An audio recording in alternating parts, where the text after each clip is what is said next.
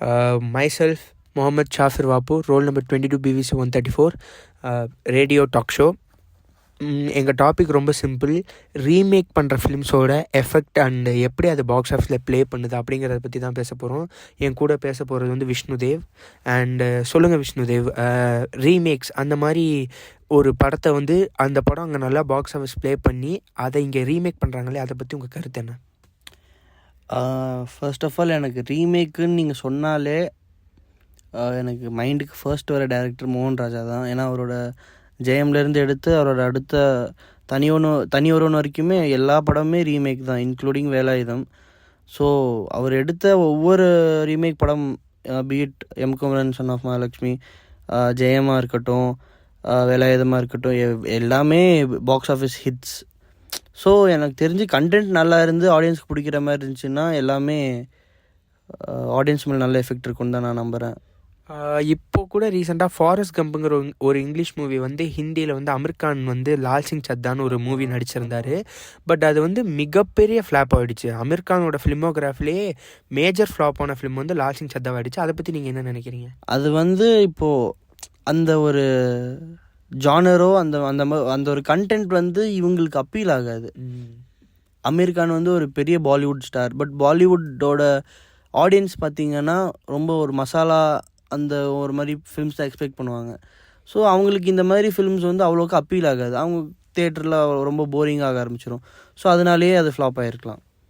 Okay, இப்போது நீங்கள் சொன்னீங்க இந்த வேலாயுதம்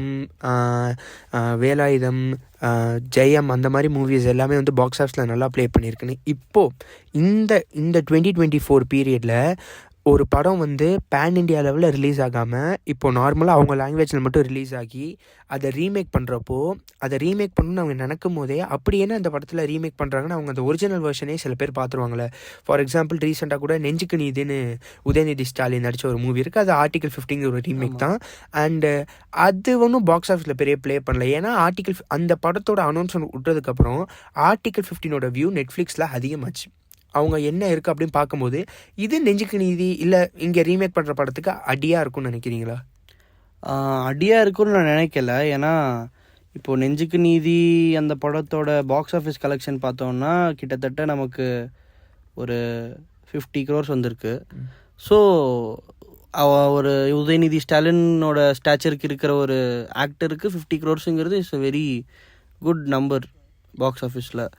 ஸோ அவங்க அந்த படத்தை நெட்ஃப்ளிக்ஸில் பார்த்துட்டு வந்திருந்தாலுமே அந்த ஆக்டருக்காக, அந்த கதைக்காக, அந்த டைரக்டருக்காக வரதான் செய்கிறாங்க. ஸோ அதை நம்ம எதுவும் பெருசாக குறை சொல்ல முடியாது. அண்ட் மோரோவர் இப்போ ரீமேக்ஸில் எல்லாமே நல்லாயிருக்குன்னு சொல்ல முடியாது. ஏன்னா மோகன் ராஜா ஒரு சக்ஸஸ்ஃபுல்லான ஒரு ரீமேக் டைரக்டராக இருந்துமே லூசிஃபருங்கிற அவ்வளோ பெரிய ஒரு படத்தோட ரீமேக் காட்ஃபாதர்னு சொல்லி சிரஞ்சீவி வச்சு அந்த படத்தை ரொம்ப டிஸ்ட்ராய் பண்ணிட்டாரு. ஸோ ரீமேக்ஸ் வந்து அது சில டைம் ஒர்க் ஆகும், சில டைம் ஒர்க் அவுட் ஆகாது.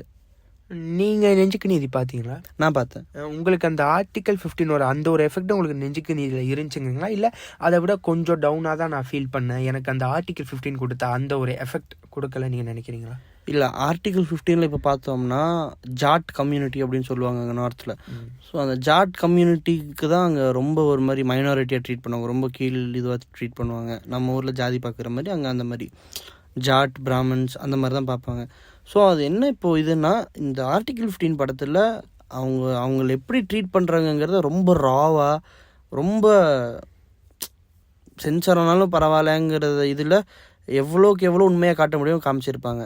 அட் த சேம் டைம் நம்ம இப்போ சிட்டியில் இருக்கிறதுனால நமக்கு எவ்வளோ பெருசாக தெரில. பட் நெஞ்சுக்கு நீதியில் அந்த கிராமத்தில் இன்னும் அந்த மாதிரி தான் ஜாதி பார்க்குறாங்க, அந்த மாதிரிலாம் பண்ணுறாங்கங்கிறப்போ ஓகே, நம்ம ஊரை தாண்டி வெளியே இங்கே இப்படி தான் நடக்குது போல் அப்படிங்கிறதும் ஓரளவுக்கு எக்ஸ்பிளைன் பண்ணுற மாதிரி தெரியுது.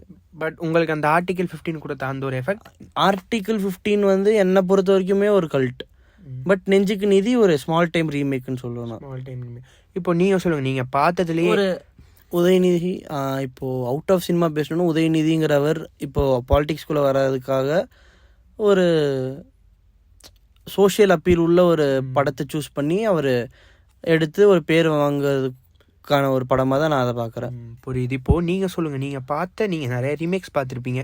நீங்கள் பார்த்த ரீமேக்லேயே உங்களுக்கு பிடிச்ச ரீமேக்? எனக்கு எப்போவுமே தெய்வ திருமகள் ஒரிஜினல் வெர்ஷனை விட ரொம்ப சூப்பராக இருக்கும். அண்ட் உங்களுக்கு அந்த மாதிரி பிடிச்ச ரீமேக்? நண்பன். எனக்கு 3 Idiotsல மாதவன் அப்புறம் ஆமீர் கான் அவங்க எல்லாத்தையும் விட எனக்கு விஜயையும் ஜீவாவையும் ஸ்ரீகாந்தையும் வச்சு பார்த்தது எனக்கு இன்னுமே ரொம்ப என்டர்டெய்னிங்காக இருந்துச்சு. ஏன்னு கேட்டோன்னா 3 Idiotsல அது நான் ரொம்ப நல்ல படம். ராஜ்குமார் ஹிரானி எடுத்த படம். எடிட்டிங்லேருந்து டைரக்ஷன்லேருந்து எல்லாமே ரொம்ப நல்லா இருந்துச்சு.